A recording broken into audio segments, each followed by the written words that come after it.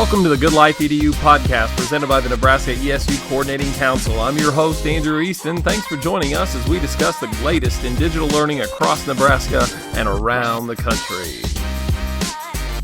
All right, I'd like to welcome everybody back for another episode of the Good Life EDU podcast. And I'm getting a chance today to chat with Dr. Dan Schnoes. He's a Chief Executive Officer of ESU3 and the newly appointed Central Region Representative on the Executive Council for AESA. And we're going to be talking really about those roles in that organization, the Association of Educational Service Agencies, which is really our affiliation nationally. And so I guess I want to say this ahead of time. As a classroom practitioner and someone who came out of a local district, I was not necessarily aware of the full scope of what a service agency does within a region, definitely not across the state or our country.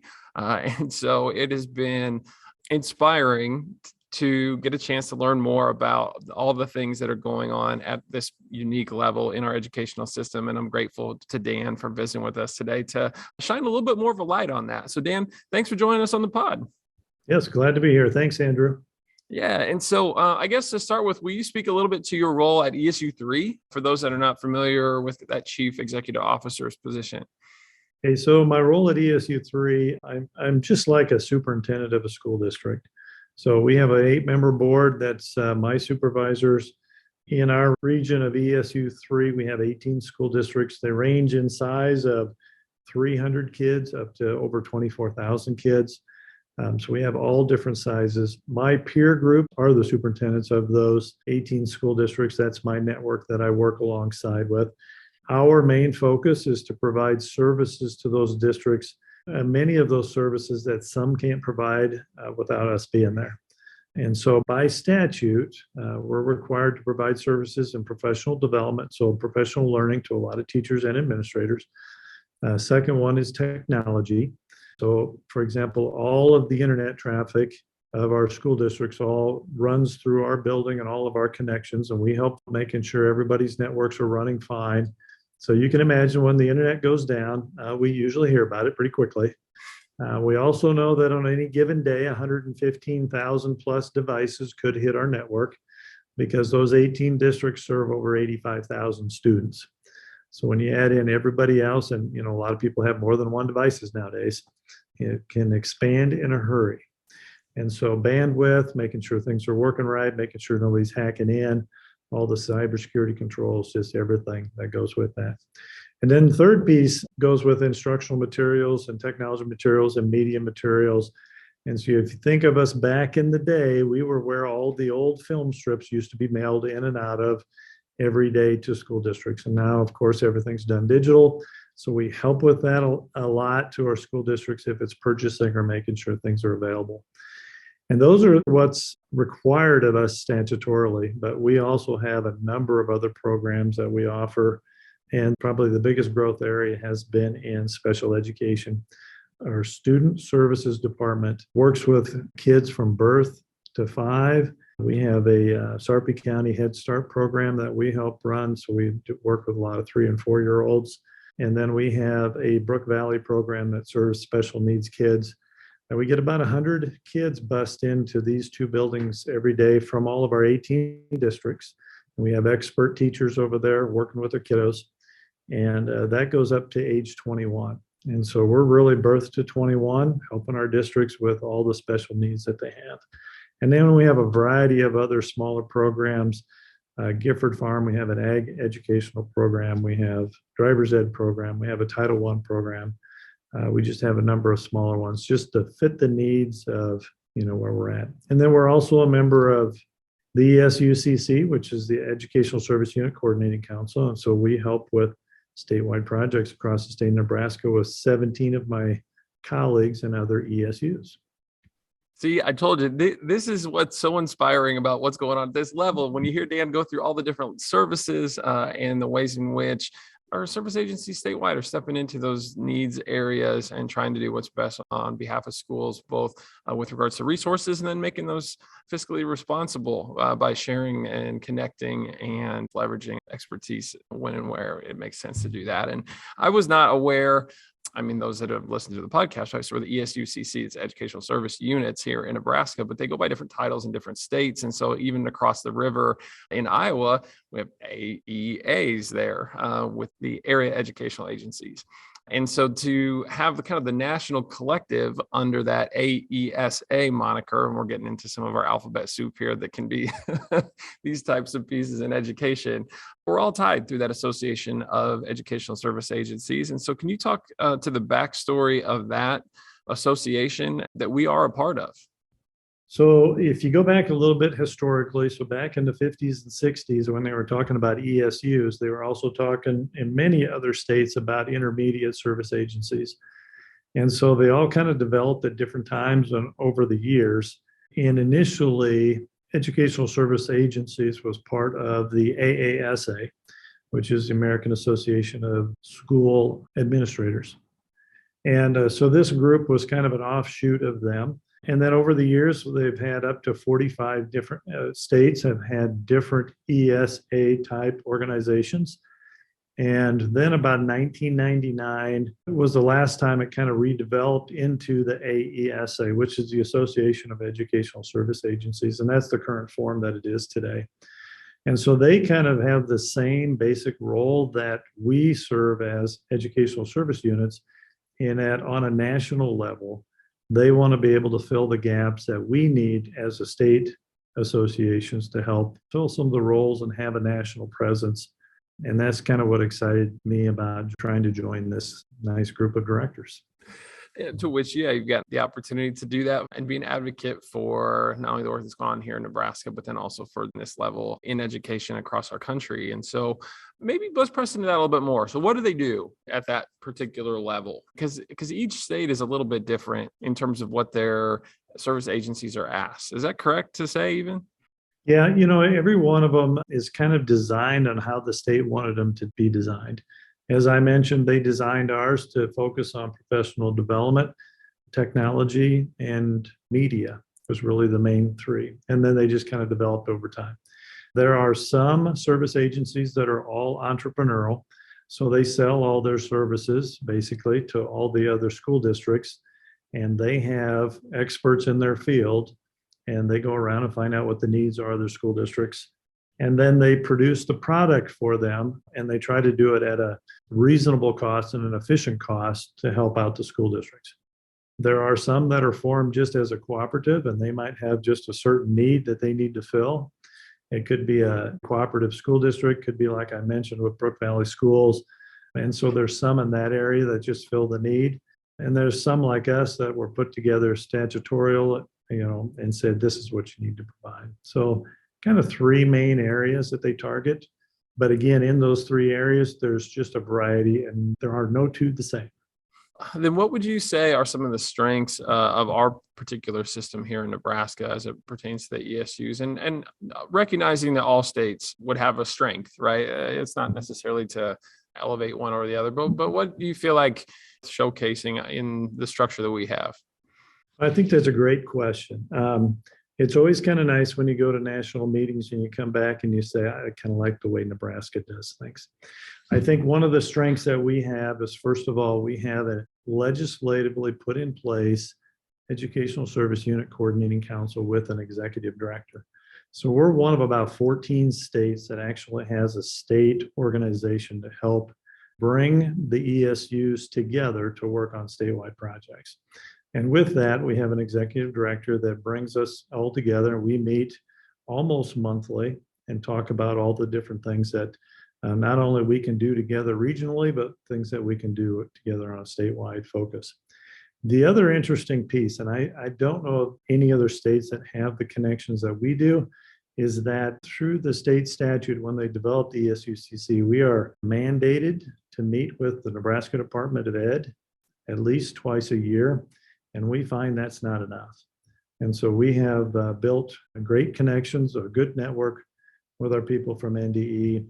And that allows us to kind of know what's going on. Now, is communication always perfect? Nope, not perfect either way. But we're really working on continuing with those relationships and trying to grow that over time. I think we're pretty unique to that. And I think that allows us to be working right alongside our school districts and help them out as best as we can with their teachers and their kids. We could even point to this podcast as one of the ways in which the CC is working on trying to unify us under common narratives and initiatives, and just make sure that we're, as you said a moment ago, facilitating those conversations, and not just within our network, but also with the Department of Education, who chatted with some of those folks today even. So you're right. It is fun to all be on the same page as best we can. And okay, so you clearly wear a ton of hats within ESU3 and responsibilities as part of the coordinating council statewide. And then, as we mentioned from the top, recently we're recognized with this honor of being the representative for the Central Region on the Executive Council for AESA. So talk a little bit maybe to the backstory behind your interest in that role, and then we'll get into what responsibilities that position has. Okay, great question. So this is my 8th year with ESU3. And so when I joined ESU3, when I was hired to come in here, then looking at the different committees and the structure for the ESUCC, I had several mentors that were current ESU administrators ask me if I would be interested in joining or taking a position up on the ESUCC Executive Committee, which is one of the 4 current committees. And so within a year or two, I was appointed as treasurer, and then for a couple of years, I served as the president-elect, and currently I'm in my first year as president. Now, in my first couple of years of being part of the ESUCC Executive Committee, one of the members that was here, Jeff West, who was the executive director out at ESU 13 in Scottsbluff, was currently serving as a board member on AESA's Executive Council.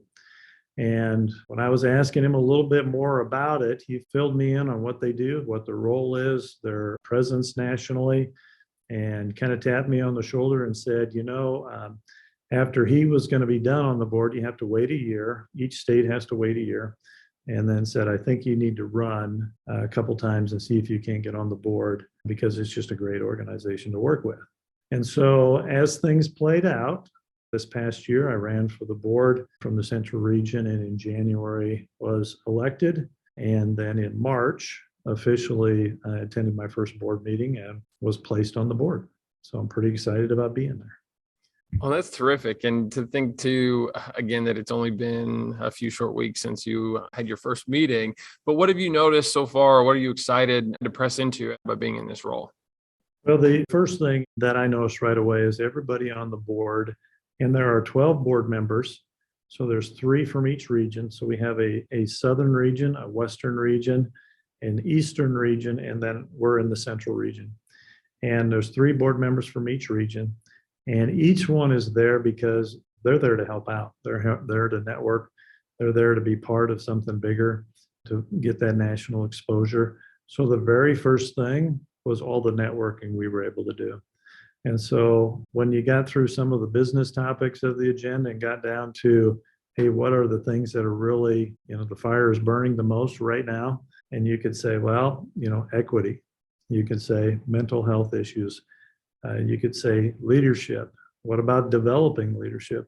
What about the superintendents that are feeling beat up by everything that's going on, politically? How are we going to continue to help them? What about our own staff? Staff shortages all across the country, finding enough teachers for their schools, finding enough administrators, finding enough good staff for their ESAs. And so just a lot of those topics came up. Finance and budget always comes up because none of us are well funded, and we really have to be very efficient with the dollars that we come in budget wise. But really the networking and the friendships that I've already developed just in my first meeting, and I knew a few of them on the board, but getting to spend 3 days with them really helps to get down and start talking about some of those topics of what's really causing the most heartburn at night and what's really kind of exciting things moving forward.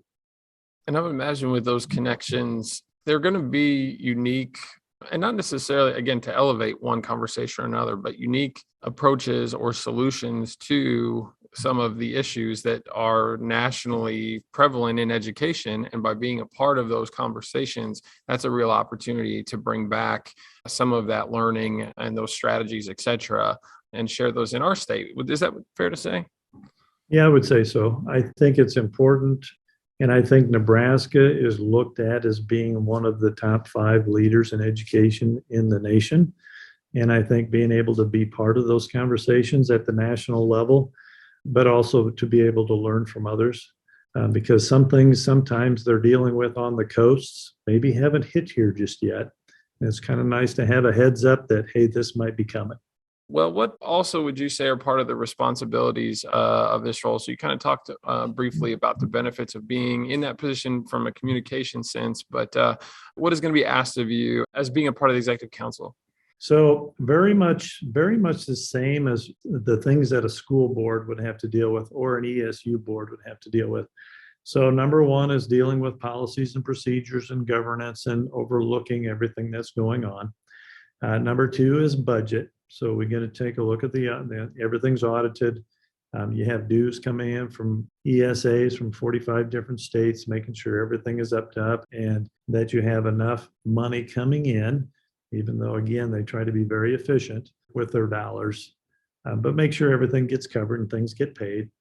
Number three is, and probably one, well, there's two really key ones coming, is to make sure we hire, evaluate, or keep and contract with a good executive director that runs. And currently, Joan Wade is the executive director of AESA. And so part of her evaluation process, part of her contract moving forward to make sure we have good staff running the organization.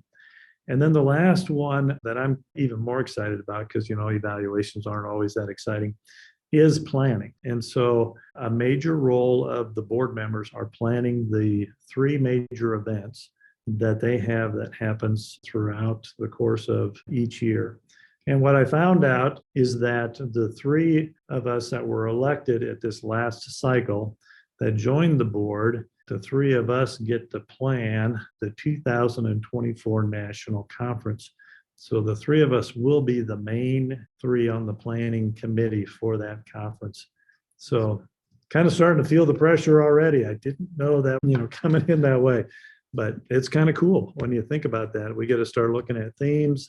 They already have the site picked, and then to, be around at every one of the main 3 events to help host, to help guide, to help introduce, to help do whatever needs to be done to make these events run smoothly. So kind of excited about helping out. Yeah. And when you alluded to it there, when we talk about those big 3 events, can you break that down a little bit? Yep. So every summer they have what's called the Summer Leadership Conference. And so Summer Leadership this year is going to be held down in Nashville. And it's for members of any service agencies that want to attend. They usually get between 100 and 200 people. It's a much smaller conference, much more intimate, but they really talk about all the things you can do to develop yourself as a leader.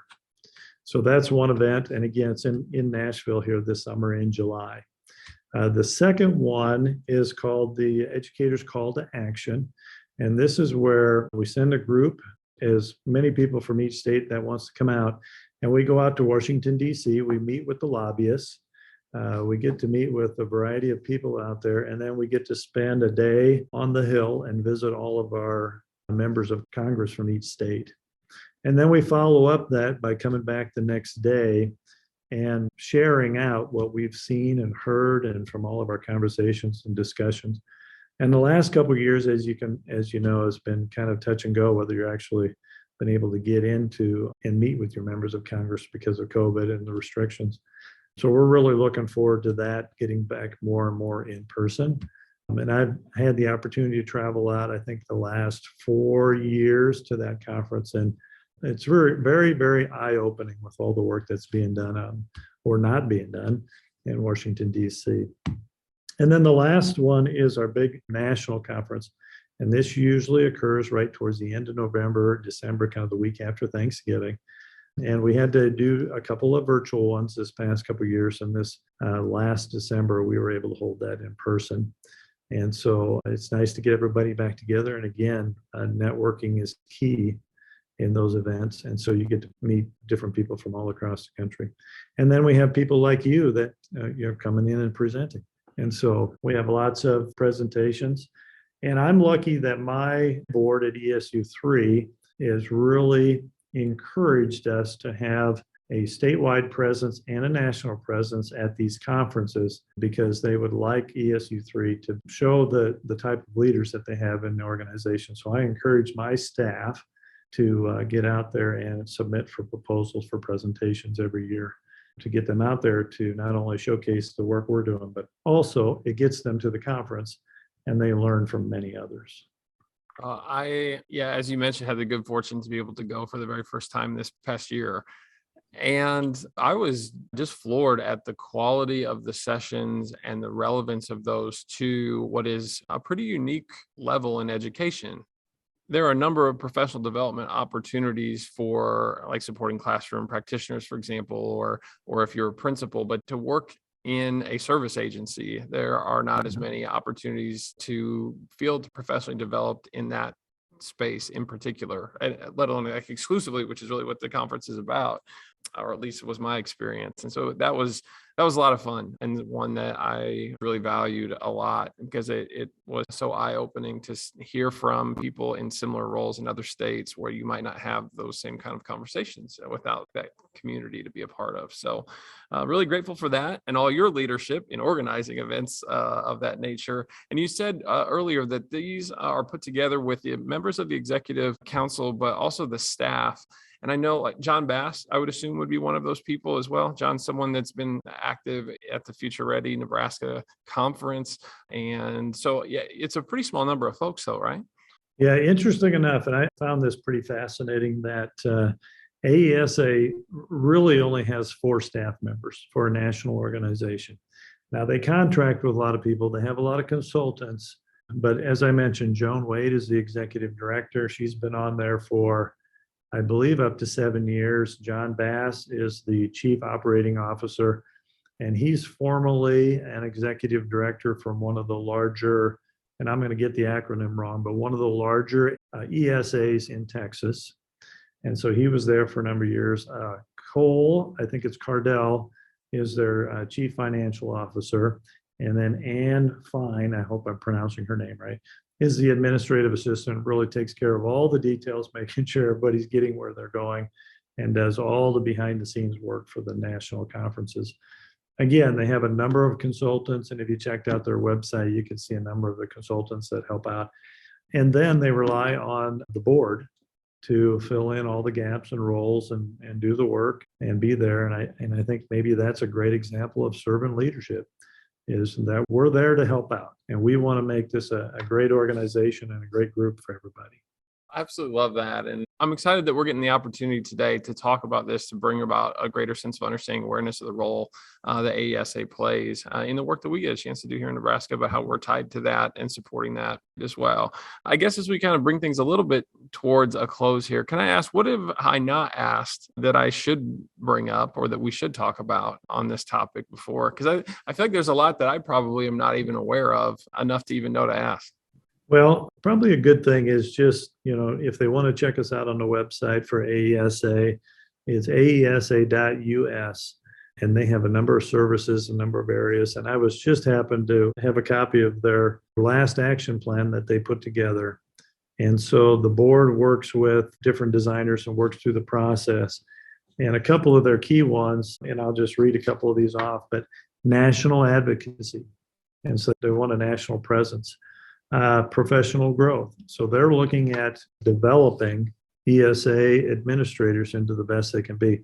They also have a kind of what they call an executive in residence program, where anybody that wants to maybe become a superintendent or become an ESU administrator can actually work with other current ESU administrators and practice and learn what the job is.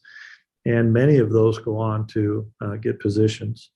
But they look at providing technical assistance. They're looking at providing research. They have an online feature that they call communities, and these communities are networking of different topics. So if you wanted to have a community on equity, you could join a community and then have conversations with others across the nation that might be asking the same kind of questions. And then they do a lot of work helping just any ESA that might be struggling in certain areas, whether it's financially, whether it's connections or network or whatever going on. and just kind of bring everybody together in a very helpful format. And at the same time, there's a lot of talk with how are you going to keep things funding? And so they've really worked the last few years at marketing AESA better and having partnerships and sponsors to help cover some of the cost of everything is going up.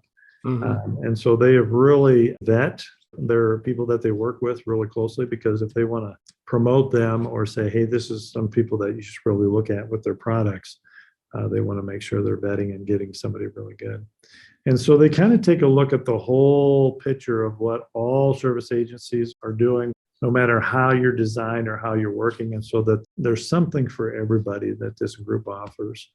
And again, I'm going to go back to the key word. It's the networking piece. It's the sharing of information. We have some states that there's only one or two ESAs in the entire state. And so when you're in Alaska and you're one of a couple, that's a pretty big territory. So you kind of feel alone. So for them to, feel part of a bigger organization, I think that's pretty important. It is certainly eye-opening to think about all the educators in the different parts of our country that come together for these conversations and what unique opportunities are provided by AESA for making that kind of space and taking that time and those connections. So I would say, Dan, on behalf of ESU colleagues, that I don't ever want to speak for other people, but I do feel a deep sense of gratitude for the role that you serve, not only at ESU 3, but by taking on this responsibility and representing Nebraska and representing us as an ESU network in the role that you've been honored and charged with, right, to serve. And so thank you so much for sharing out today a little bit more to help us understand what AESA is about and think about the relationship between that and our ESU network here in our state, and for all your advocacy and hard work towards bringing us all together on a national level. Well, you're welcome. I'm glad that you invited me in and we had a chance to chat today. And just maybe my closing message is, I think we're all pretty darn lucky to have good mentors as we've grown and worked our way through education. And a few years ago, it was still people tapping me on the shoulder to do things, but it's my turn to start tapping people on the shoulder to do things as well, because we need great educational leaders to take over after some of us hopefully get to retire someday. So, when I talked to my family about the possibility of doing this, my wife said, full support, let's go do it, have fun.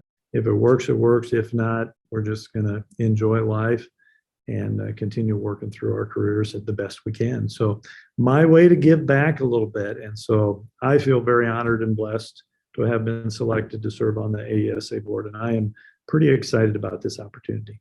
Well, congratulations. And thank you so much for all your advocacy and the myriad of roles in which you serve the education community at large. So, and thanks for taking some time to join us on the pod today.